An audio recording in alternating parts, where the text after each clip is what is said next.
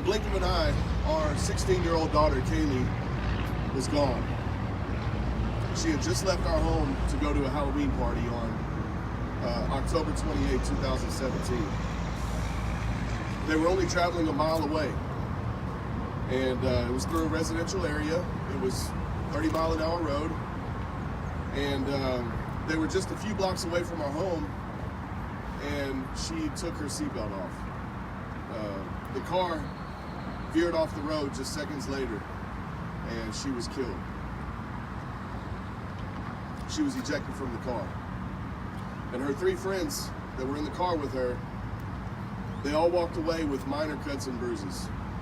And Wendy and I couldn't believe that our daughter had taken her seatbelt off because she was so good about wearing her seatbelt. She was one of those people that would get in the car and make sure that everybody else had their seatbelts on, and she would never put her car in drive unless all of her passengers had their seatbelts on. So this was a very tough pill to swallow for us because we knew that she knew how important it was, and she was very good about wearing her seatbelt.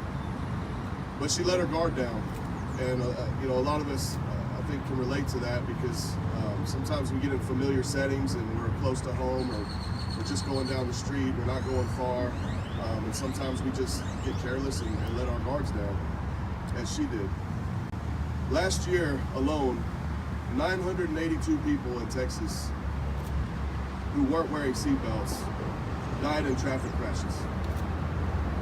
And even though the seatbelt use rate has climbed to over 90%, which sounds like a really good number, it's an improvement, but that still leaves over 2 million Texans that do not wear their seatbelts. Wendy and I hope that our daughter's tragedy, that our daughter's death, can serve as a lesson to others about the importance of wearing seatbelts. And we want to turn our loss into something positive.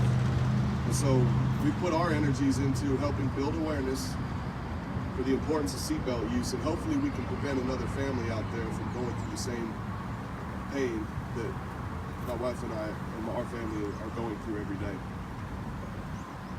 And that's why we support the Texas Department of Transportation's Click It or Ticket campaign and the recreation of our daughter Kaylee's crash that you see behind us.